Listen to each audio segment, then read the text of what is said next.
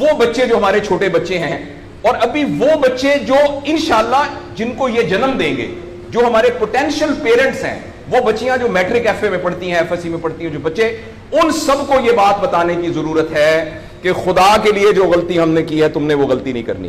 اپنے value system کو ٹھیک کرنا ہے. میں نے سر ایک سٹڈی کی, ابھی وہ جاری ہے, تقریباً 1800 بچوں سے میں نے پوچھا تم کس جیسا بننا چاہتے ہو, اور یہ 8 سال سے کم عمر کے بچے کے.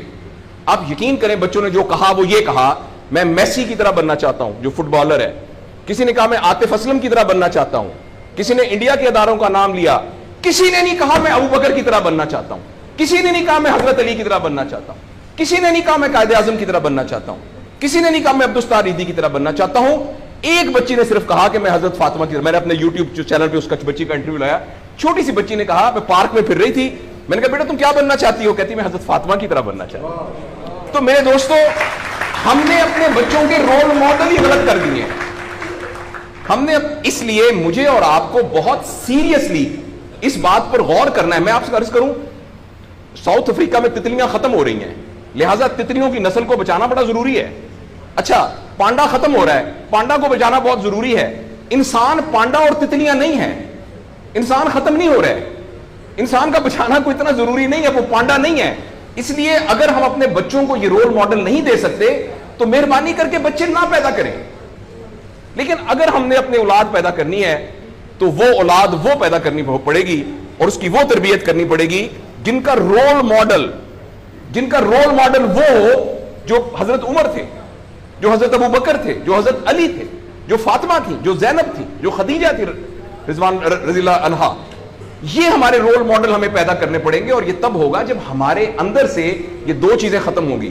نمبر 1, ہم پیسے کی بنیاد پر اپنے آپ کو بڑا نہ سمجھیں, اور دوسرا یہ کہ ہم فرد کو فرد کے لیے تیار نہ کریں, فرد کو معاشرے کے لیے تیار کریں. میرا بیٹا تو 1100 میں سے 1100 نمبر لے کے ڈاکٹر بن کے ایک جگہ پر اسسٹنٹ پروفیسر لگا ہوا ہے, معاشرے کو کیا فائدہ ہوا ہے؟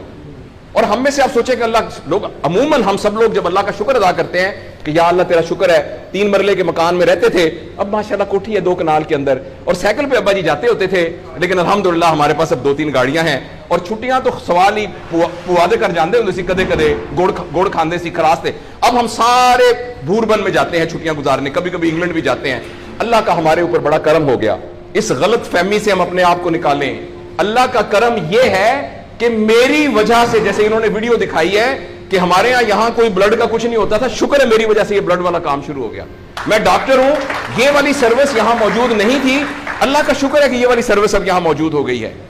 اللہ کا شکر ہے یہ ہو رہا ہے. سروس اورینٹڈ جب تک ہم اپنے بچوں کو نہیں ڈیولپ کریں گے, اس وقت تک میں آپ کو بہت دکھ سے اعلان کرتا ہوں, بڑی ہی تکلیف کے ساتھ, میں بہت آپٹمسٹ آدمی ہوں, میں یونیورسٹیوں میں جاتا ہوں, کالج میں جاتا ہوں, بچوں سے بات کرتا ہوں, اگر ہم نے اگلے فوری طور پر اپنے بچوں کی تربیت پہ توجہ نہ دی, اگلے 10 سال میں ایک ایسی نسل آنے والی ہے جن کو چائلڈہڈ ڈپریشن ہوگی, جن کو سوئسائڈل تھاٹس آئیں گے, جن کی سیکسول ٹریننگ بہت بری ہوگی, اور جن کے اندر ریلیشن شپ پرابلمز ہوں گے, اور یہ ہونے والا ہے, ہماری آنکھوں کے سامنے ہونے والا ہے.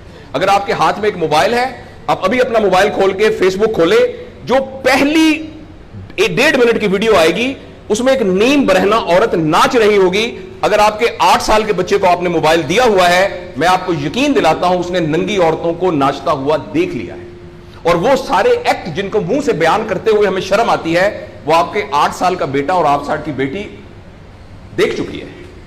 اس سارے میں ایز اے پیرنٹ ہماری بہت رسپانسبلٹی ہے کہ ہم اس میں انٹروین کریں اور ان کو فزیکل ٹائم دیں, اور ٹائم دے کے ہم یہ 2 چیزوں پر مینلی کام کریں.